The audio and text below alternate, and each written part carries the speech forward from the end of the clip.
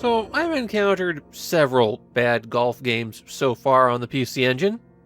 Video games that screwed up golf so badly, you wouldn't believe that it was possible. And I'll give Super Albatross this. It's the most ambitious golf game that I've seen so far. When you start it up, you've got 4 options for the main menu. New Entry lets you define your save file and create a character that you'll use in one of the game's 3 modes. Besides your name, you set your age, and the portrait for your character changes depending on what age you set, though apparently people stop aging at 48. This character is only used in the training mode, which is the mode that you select if you just want to play a round of golf. If you want to play against other players, you choose tournament mode, and here it will randomly select characters, and never the one that you created, so that you can play a 4-player round of golf. And then Match Play is the story mode. Yes, Super Albatross has a story mode. And just to make this clear, if all you want to do is play a round of golf, then you choose Training. If you want to see the golf story, then you choose Match. And if you want to play against your friends, then you choose Tournament. It's like they had a menu already created for a generic golf game, and then just randomly assigned game modes to the menu options. In story mode, you get cutscenes, since this is a CD game. And the plot is that Tetsuyo Kana is a young man whose professional golfer father passed away years ago. Now his mother is dying, and on her deathbed she tells him that his father is actually still alive. And so Kano searches for him, reaching out to his old friends. As it turns out, an evil golfing organization is creating an army of bionic super golfers as part of a plan to win every golfing title in the world. Kano's search for his father brings him into conflict with that evil golf organization. The way that story mode plays out is that you take part in a series of one-on-one matches against an escalating series of opponents. Super Albatross has 5 courses, and none of them have really outrageous designs. The most you get are that the last 2 have a lot more water on them.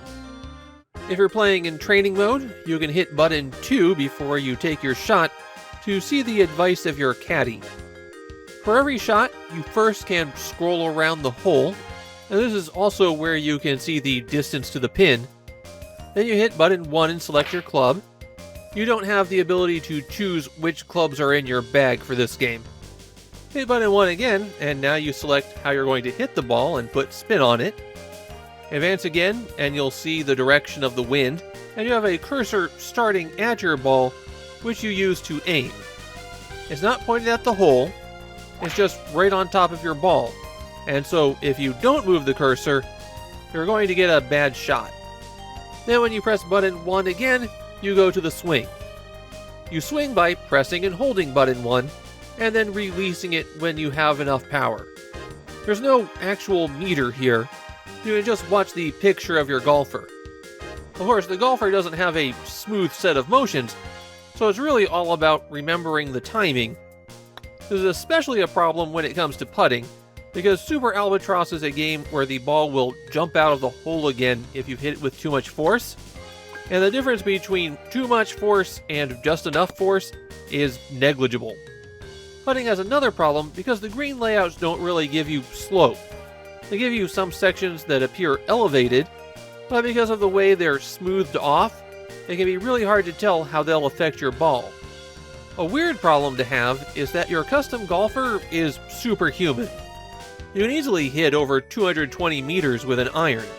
Basically, every club seems to be able to hit a distance of 2 clubs further above it. Although, this isn't consistent. Because you can't see a power meter, it's very easy to undershoot.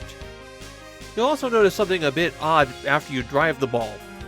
The way that the graphics show it, the ball appears to shoot almost straight up into the air, and then hover along the course for a while before it drops almost straight back down.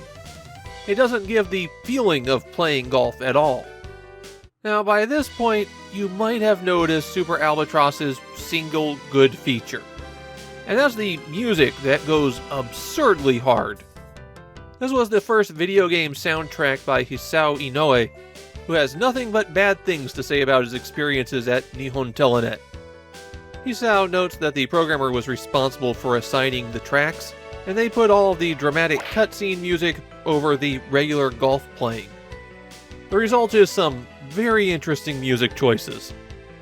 The people who played Super Albatross in Japan seem to mainly remember the game for the weird story and extreme music.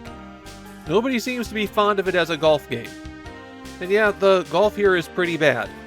Bad enough that you're not going to want to play 18 holes of it in order to see the next cutscene. And that's assuming you've practiced enough that you can beat the other golfer. On the other hand, I definitely recommend checking out the soundtrack. It is way better than this game deserves.